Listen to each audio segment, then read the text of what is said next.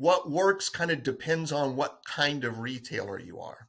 So there are some really, really small retailers, very, very small fashion brands that literally go and visit the farm because they're like small, right? So they are like, it's literally like, that's my bale of cotton and I'm going to send it to this person. They can literally like follow and trace.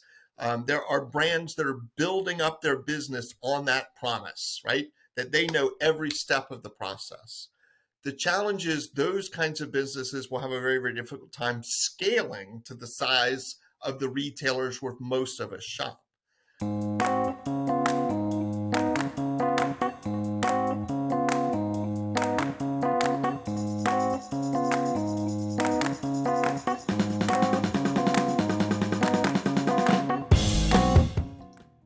Welcome to today's episode of Staying Curious. I'm your host, Amy Hirschkel, and today's guest is Scot Case.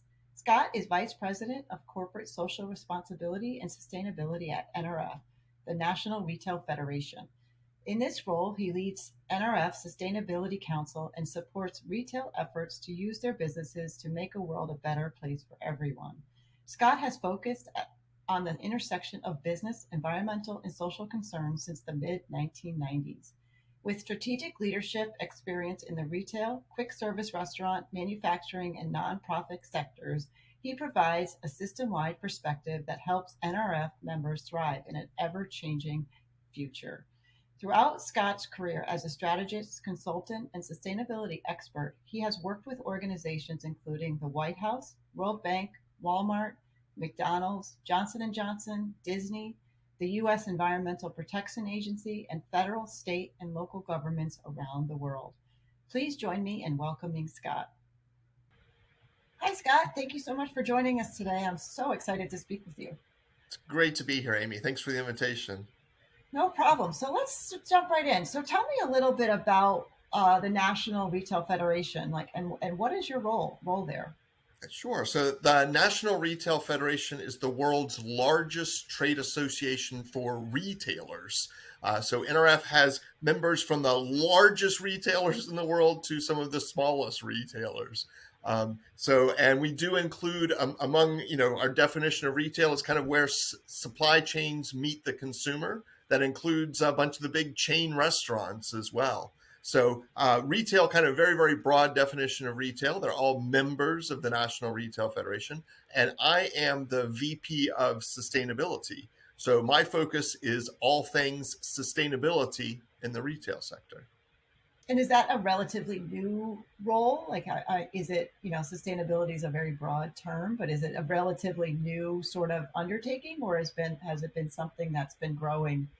Well, NRF is well over 100 years old, and my position is about 2 years old. So, in the grand scheme of things, it's a new role. But several of the retailers in this space have been focusing on sustainability for 20 plus years. And finally, what's happened is there's a large enough percentage of retailers very focused on sustainability.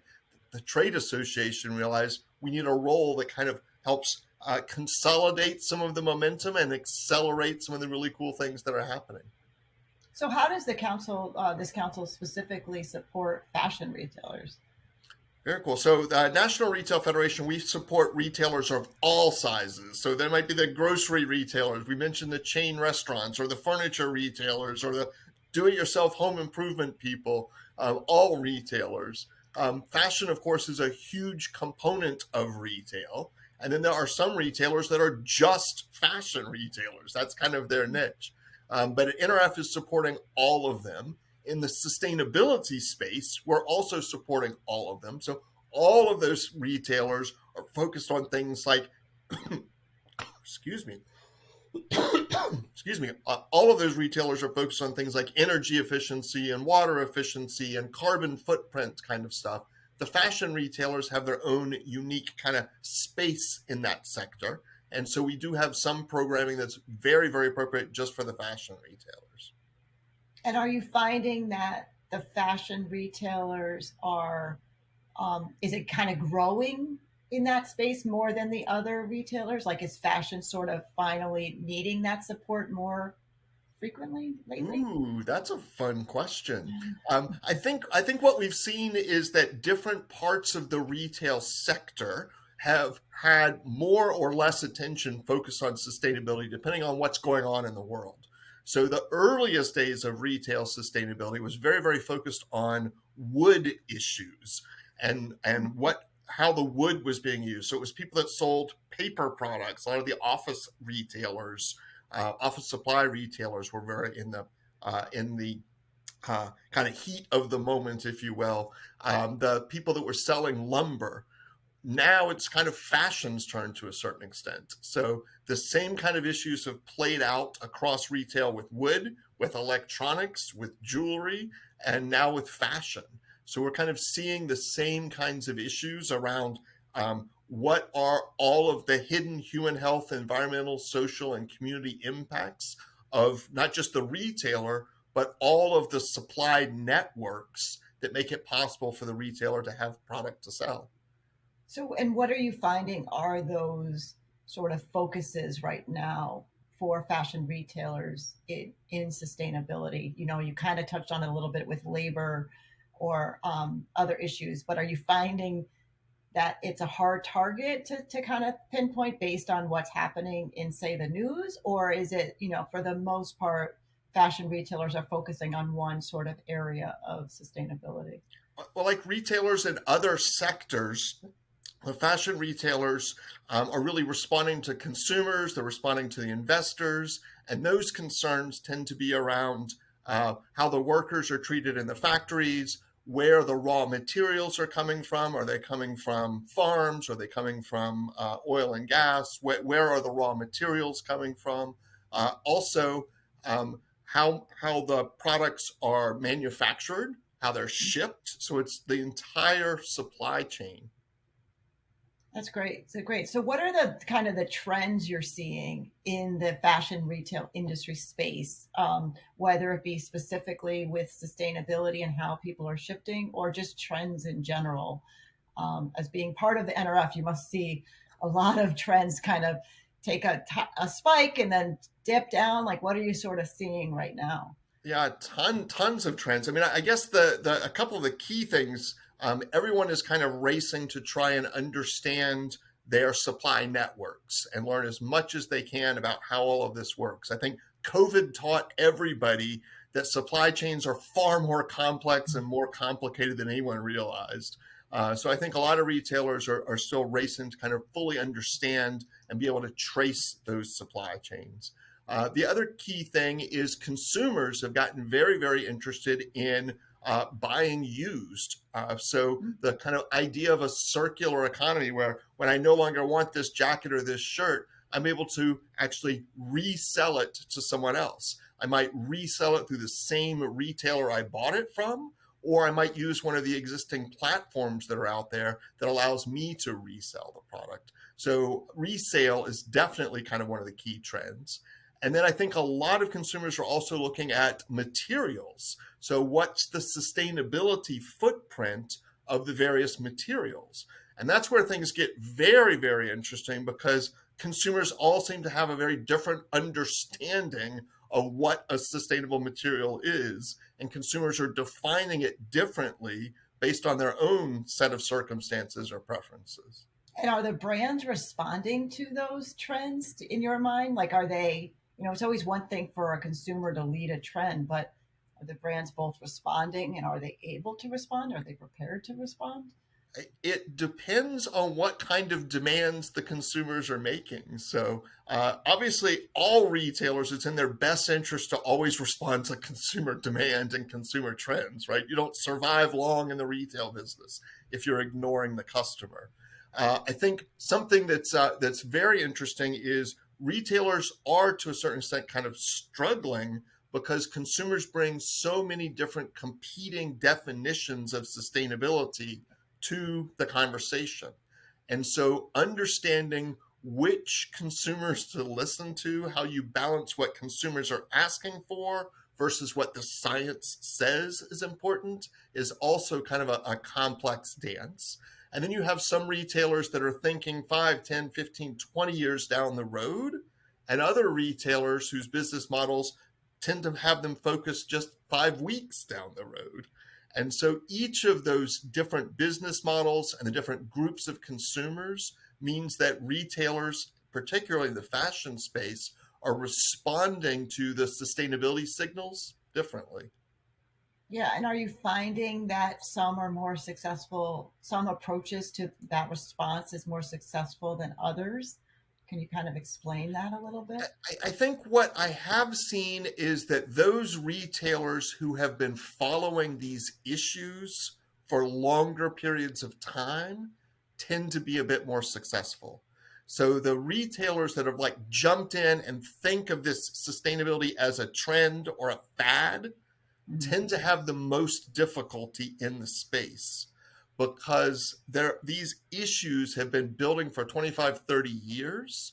And the retailers that have been engaged in conversations around these issues for those longer periods of time have a more holistic or systemic perspective on the challenges that we're facing. So some of the retailers that really understand this, who have built this as part of their business strategy rather than as just a latest trend, they seem to have a bit more opportunities for success in the space. And do you have sort of examples of, I'm sure it's different for every brand or every retailer, but where they start and why that was more successful to start? Or like, is it sort of to each strategy is different based on the company? Or is there like sort of a logical path that they could take if they don't know where to start? Are you sort of guiding people that way Ooh, that's with a this? fun question. So, to a certain extent, at NRF, as a trade association, we're not really giving business advice. We're not consultants. What we do, however, is just kind of provide some benchmarking. So here's what retailers like you are doing, and you can kind of compare and contrast. So some of the retailers that have done this, have been doing this for years and years, took care of things like improving the energy efficiency of their stores 20, 30 years ago. Other retailers that might be brand new to this stuff, all of a sudden their investors or their consumers are saying, "What are you doing?" They might reach into a toolkit from 20 years ago and go, "Oh, we're going to change the light bulbs." But that's no longer sufficient, right? That's just kind of like table stakes at this point. So the retailers that are doing it really, really well have pretty sophisticated internal training programs so that the merchants who decide what kinds of goods are going to be offered for sale, so that the merchants understand these sustainability issues, that they are asking consistent questions of their suppliers, that they're not just asking questions of the suppliers, but they're capturing the data and using the data to actually make better decisions. And then, of course, the perfect part is someone who's doing all of that and has an effective strategy to explain what they're doing to consumers in a way that's accurate and meaningful and will help drive sales. Because ultimately, you can be doing all these wonderful things, but if consumers aren't buying the more sustainable products, it's not necessarily made much of a benefit at all. And are you able to sort of determine what the consumer's perspective is in the federation? Like, are you guys able to kind of advise on, obviously, like you sort of said, consumers want to see the circular. They're kind of pushing for that resale and the circular economy, but that may not work for certain retailers. So, how do you kind of manage what the consumer wants or thinks that they want to be more sustainable versus what's smart for the business? How do you juggle that perspective of the consumer and what the retailer really should be doing? Right. Those are fun questions. So, and again, NRF isn't in the business of offering, business strategy advice or anything, but we do get to participate in a lot of fun conversations. So, what I can say is the retailers who are doing this really, really well are asking sophisticated questions when they are surveying consumers or engaging with consumers. So, a generic question like, "Would you like to buy a more sustainable product?" is always going to give you yes. And about 70% of consumers are going to say, "Yes, that's what we want." And that is absolutely, completely useless information. because consumers define that term very, very differently. So then you have to dig deep into what's the consumer mean by that. Is it all natural fibers? Is it recycled fibers? Is it some combination of the two? Um, so is it a more durable product? Is it a product that you can kind of document how much everyone was paid throughout that supply chain or that supply network? So all of those are different components or different attributes of sustainability. And every consumer has a different preference for how they define it. And then on top of all of that, what consumers say they will do and what shows up in their shopping cart tends to be different. So frequently consumers are saying, we'll spend 20% extra on the more sustainable products. And when you look at what's actually in their shopping cart, you'll see that's actually not what they've done. And so what that means is that the sophisticated retailers are embedding sustainability into their offerings and allowing consumers to discover that rather than leading with that. So it's in the fashion space, it's always going to be style. It's always going to be, what do people think when I'm wearing it? How do I feel when I'm wearing it? How does it feel? Price is always going to be a key piece of that. And then sustainability is kind of an additional piece of the puzzle. Yeah, It'd I be mean, nice if it was the thing that drove everything, but that's yeah. just not the way consumers work. Yeah, and I love how you sort of said. I mean, we've talked about this a few times on the podcast about, it starts with the brand and the retailer to kind of set the tone, because like you said, consumers say they want things, but they won't pay for it, or they just don't really understand, especially when it comes to sustainability, what it really means. But if you start to embed it into your core strategy, all of a sudden you're just a more sustainable company. Now consumers are just buying from a more sustainable company overall, and it helps to sort of fix that problem, because I think for both retailers and for consumers, there's always that element of cost. They don't want to really, deep down, they don't really want to spend more money for that sustainable product, at least not the mass market.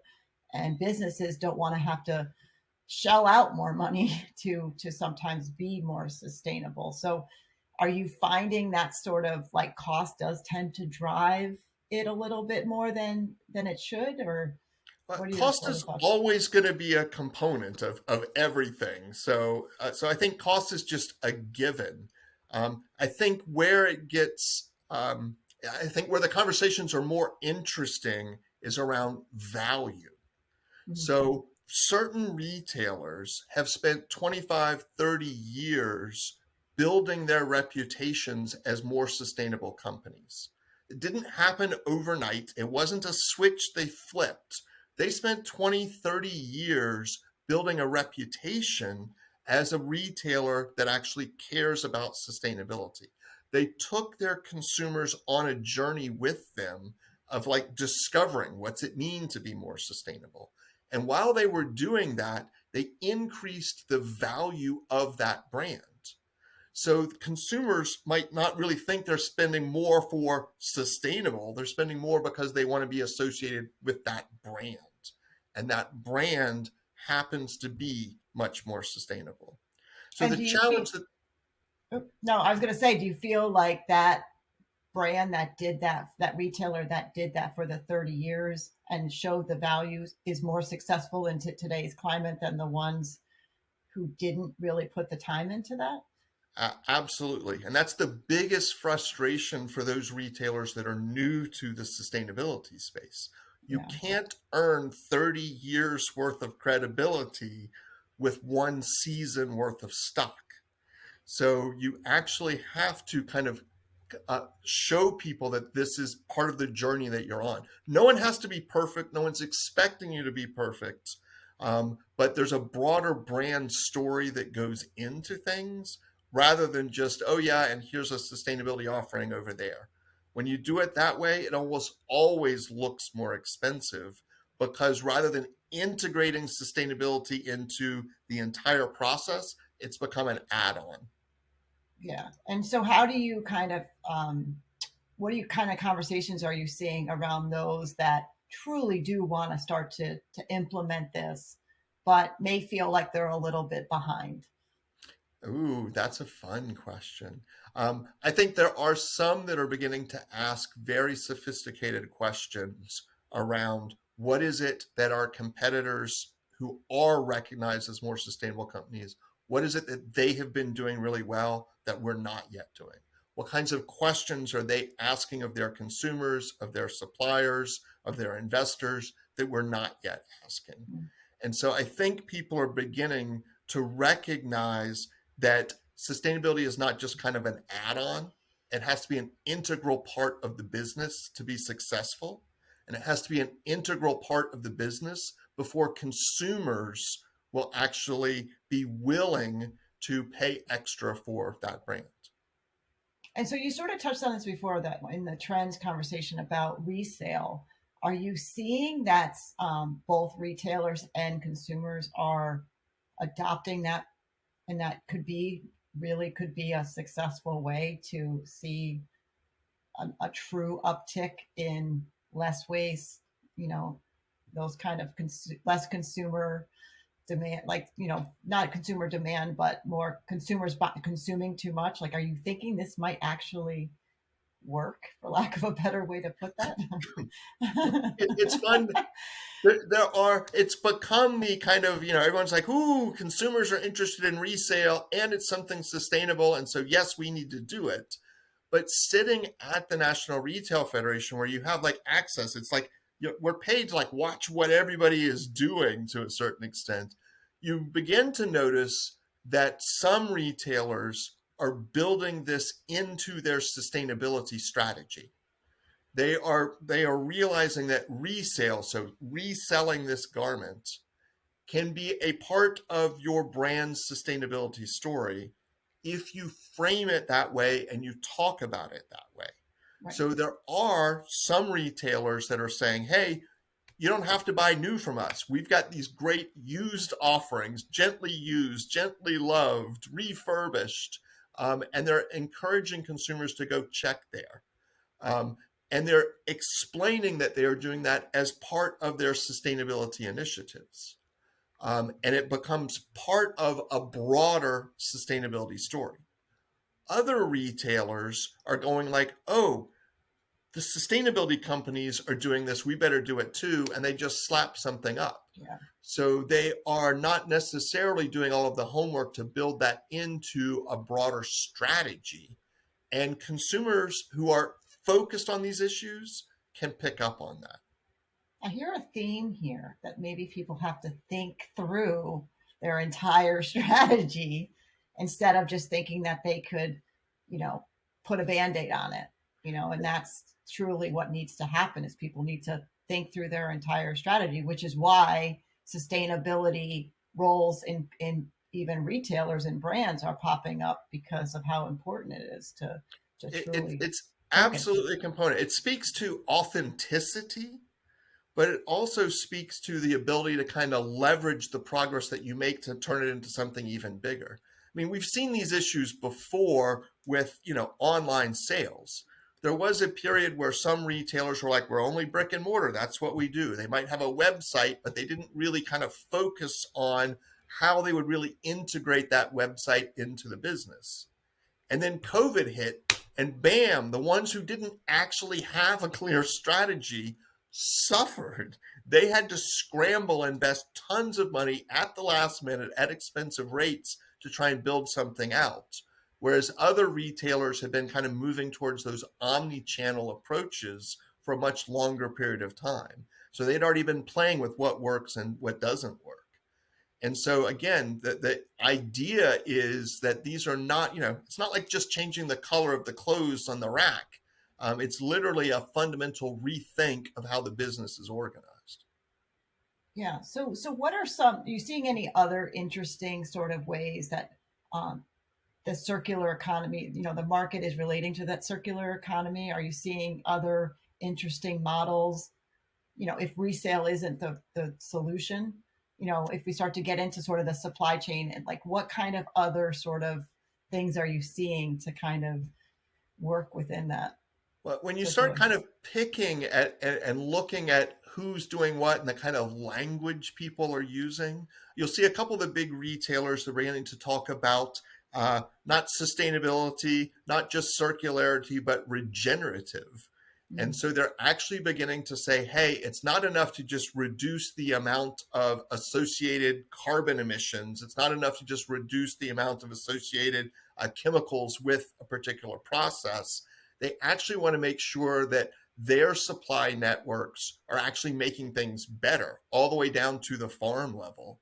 And so people are beginning to talk about regenerative ag, both in the food space, but also in, say, how the cotton is grown. And they're beginning to measure things at the farm level. Like, are we actually enabling the farmers to use less water, less chemicals, to increase the viability, the vibrance of the soil? Are we actually enabling the farmers to capture more carbon from the air because of the way they're farming? So these are the conversations that the more sophisticated players are already very well versed in. And others probably don't even understand the sentences I just babbled. So what are some of the trends that you're seeing in supply chain management and visibility? Wow. Some of the trends. The biggest trend is everybody rushing to try and have a better understanding of their supplier networks. So, a couple of things. One, historically, most retailers could just go down to the tier one level. They know who they ordered from, they knew who they sent the payments to, they knew who to call if a shipment was late. It was just that tier one piece. But now, with more and more expectations from consumers to understand the entire process, retailers are really digging deep into, well, who supplies our tier one suppliers? Who supplies those tier two suppliers? Who supplies those tier three suppliers? So they're really trying to dig deep into the process. And what they're discovering is that the idea of a supply chain is kind of a misnomer. There's not this like simple linear process that you can trace, because supply chains are really networks of networks. And so these networks are constantly shifting as some tier three supplier realizes they have to shift a supplier in order to meet a delivery deadline. And so the challenge is tracing all of that data to figure out who supplied who, what they supplied, when they supplied it, when those kinds of things shift. So everybody is racing to kind of find a solution that allows retailers to know through every step of the manufacturing process who made it, where the factory was the factory powered by renewable energy or not by renewable energy, were the workers treated fairly, were the workers paid fairly. So there's all of these issues that people are trying to collect at this point. And so then, you sort of touched on that word trace. So traceability is another one of those terms that I'm sure everybody is racing to put into their strategy or maybe even band-aid on. But what is the status? It sounds to me like you sort of kind of mentioned it a little bit, but what is the industry status of traceability in the supply chain? Is it, because it's not a chain, is it proving to be harder to show than you would think? It is proving for most retailers proving to be incredibly challenging. So I've seen a couple of surveys recently that suggest far less than 20% of retailers can get past tier one. So they Mm. don't really have that kind of insider information. And so what's beginning to happen is there's a lot of different magic software tools that are supposed to make this easier. The challenge is the tools are only as effective as the accuracy of the information that gets entered into the systems. So there are challenges kind of knowing if the data you're using is accurate.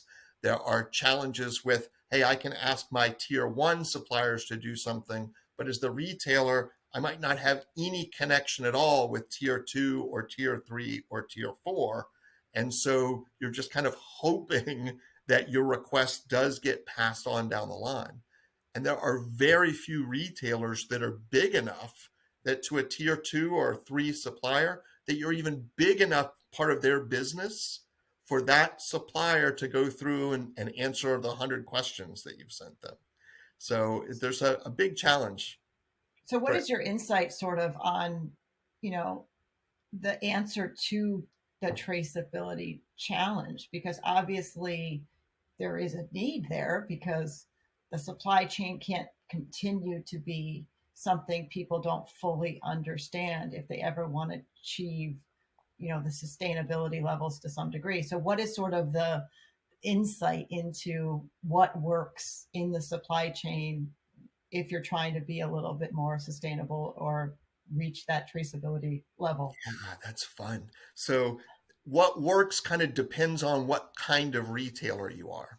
So, there are some really, really small retailers, very, very small fashion brands that literally go and visit the farm because they're like small, right? Yeah. So, they are like, it's literally like, that's my bale of cotton and I'm going to send it to this person. They can literally like follow and trace. There are brands that are building up their business on that promise, right? That they know every step of the process. The challenge is those kinds of businesses will have a very, very difficult time scaling to the size of the retailers where most of us shop. So the challenge is that the kind of idealized vision of how it should work and how it works at a very small scale doesn't necessarily translate into how most of us are shopping.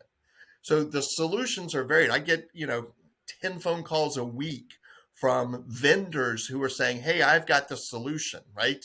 I've got this magic system where we have some IT. It's going to use artificial intelligence. It's going to rely on blockchain. And we're going to send these surveys to all of the suppliers and we're going to get all of this data and it's going to be great.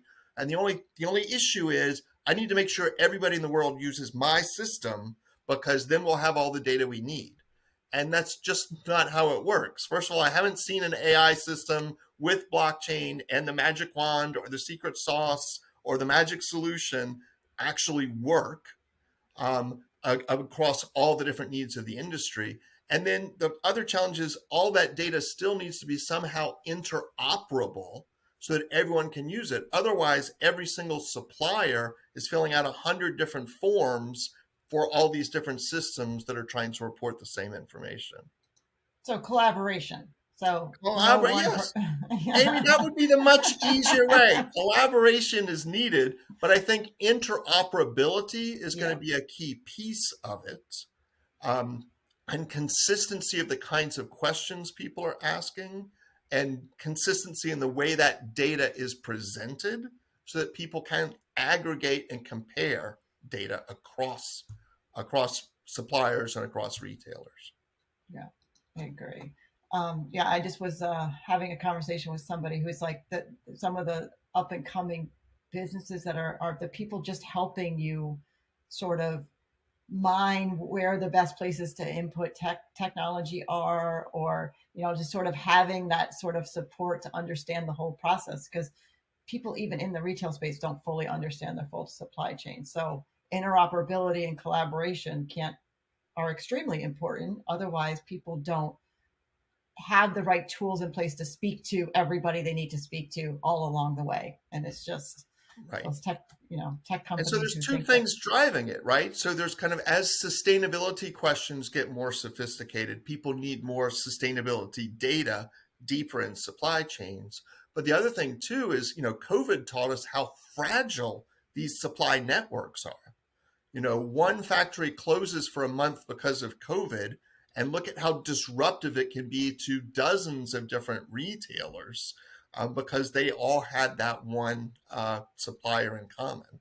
So it's kind of a risk reduction piece just to Yeah. kind of keep the business moving. But it's also that kind of data allows companies, retailers to make more sustainable uh, decisions. So that leads us into a perfect sort of our lightning round section of the Oh, show today. I would love to kind of have you give me one emerging technology that you think is going to be critical to the success for fashion retailers moving into the future. ooh, very cool.